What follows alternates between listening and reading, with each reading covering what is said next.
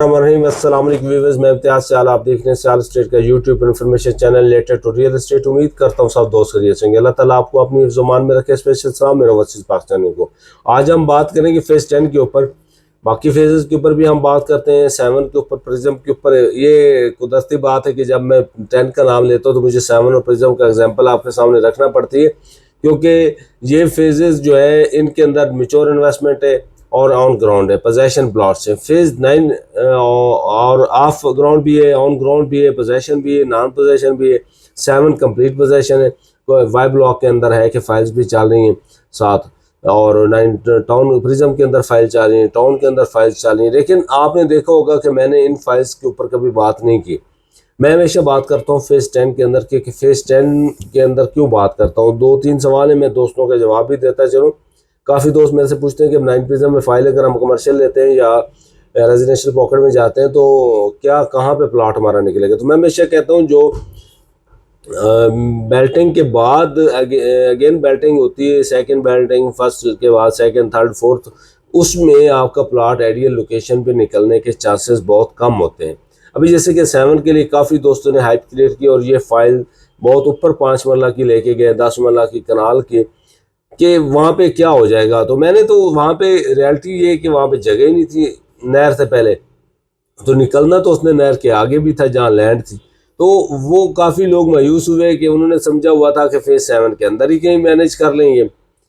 उसका फ़र्क मैं आपको बता देता। फेज़ 7 के अंदर मैनेज नहीं हो सकता था, 9 प्रिज्म के अंदर मैनेज हुआ है और मैनेज अभी भी हो सकता है। वजह क्या है कि फेज़ 9 प्रिज्म तो अभी बेल्ट हुआ है और उसके अंदर अभी काफ़ी पॉकेट पड़े हुए हैं जहाँ पे वो जगह लेके नई बेल्टिंग अंदर ही दे सकते हैं। एग्जांपल के पी ब्लॉक के अंदर उन्होंने दिया, पी ब्लॉक के अंदर, एन ब्लॉक के अंदर, के ब्लॉक के अंदर, सी में दे सकते हैं, ए ब्लॉक के अंदर दे सकते हैं, बी के अंदर दे सकते हैं, यानी कि जे ब्लॉक में कुछ प्लॉट क्लियर किए, एल के अंदर निकाल सकते हैं। तो वहाँ पे पॉकेट पड़े हुए हैं तो वो एडजस्ट अंदर ही होंगे। 9 प्रिज्म का कोई नया पॉकेट नहीं बनेगा। 7 का पॉकेट इसलिए बना कि वहाँ पे उनके पास जगह ही नहीं थी, तो जो फाइल थी वो उन्होंने आगे ट्रांसफ़र की नाले से पार, वहाँ पे उतना रेट नहीं हुआ, तो जिस वजह से मैं ज़्यादा इनके ऊपर बात नहीं। 9 टाउन की लोकेशन आइडियल है, नो डाउट।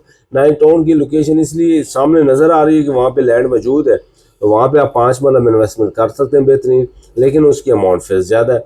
अगर हम बात करें इसकी 9 प्रिज्म की, वो भी एडजस्ट हो गया। 10 की बात इसलिए करते हैं कि 10 कंप्लीट अभी ओपन फेज है।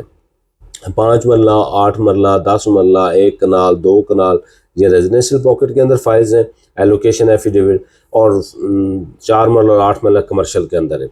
एलोकेशन और एफिडेविट का काफ़ी फ़र्क मैं बताता रहता हूँ। एलोकेशन वो होती है जो ट्रांसफर्स होकर आ रही होती है मुख्तलिफ लोगों के नाम से, वो आप परचेज़ करते हैं, उसके ऊपर कंप्लीट आपको चार्जेस पड़ते हैं, FBR पड़ता है, आपको CVT पड़ती है, तो आपको ट्रांसफर्स वगैरह सारे चार्जेस पड़ते हैं। एफिडेविट के ऊपर ऑनली मैं रेट अगर बताऊँ को 15,000 रुपये 5 मरला का है, कोई 17,000 रुपये 8 मरले का है, और 17,500, 20,000 रुपये 10 मरले का है, 27,500 कनाल का है, और 30,000 4 मरला कमर्शियल का है, तकरीबन कोई 45,000 रुपये 8 मरला कमर्शियल का।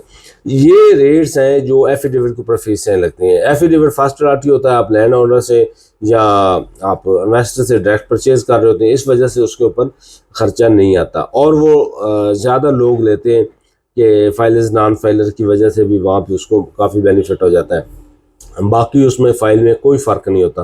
अगर कोई कहता नहीं एफिडेविट जल्दी लगेगा, वो लेट लगेगा, या एलोकेशन जल्दी लगेगा, जब लगने तो सब इकट्ठे लगने, इस वजह से उसमें और कोई फ़र्क नहीं। टैक्सेस का फ़र्क है, खर्चे का फ़र्क है जो आपको के आफ्टर ट्रांसफ़र होते हैं, अदरवाइज़ उसमें कोई फ़र्क नहीं।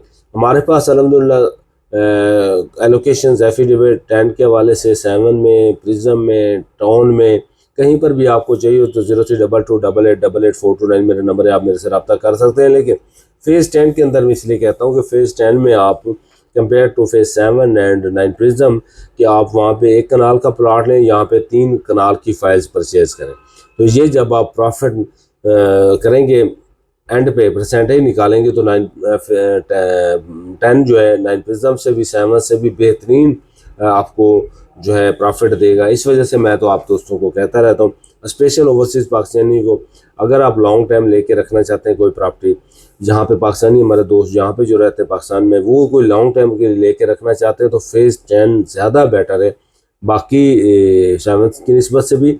और अगर आप 9 प्रिज्म में कमर्शियल की बात करें तो कमर्शियल 10 का ज़्यादा बेहतर है 9 प्रिज्म के हवाले से, क्योंकि 9 प्रिज्म में अभी बेल्टिंग जो होती जा रही वो सेक्टर के अंदर कमर्शियल आते हैं। 10 के अंदर जो भी होगा वो जोन के अंदर होगा, एमबी पे होगा, या उसका सीसीए बनाते हैं तो वहाँ पे मेन जगहों पे होगा। तो इस वजह से 10 को मैं ज़्यादा रिकमेंड करता हूँ कि 10 में आप परचेज करें। तो हमारी कोशिश है कि इंशाल्लाह 10 को साथ लेके चलें। 10 ने अभी 5 साल इसी सूरत में रहना है, उसके बाद बेल्टिंग के बाद फिर डेवलपमेंट के बाद पोजेशन। तो ये इंशाल्लाह आपका और हमारा साथ चलता रहेगा। तो दुआ में याद रखिएगा। नेक्स्ट मिलते हैं। अल्लाह हाफिज़।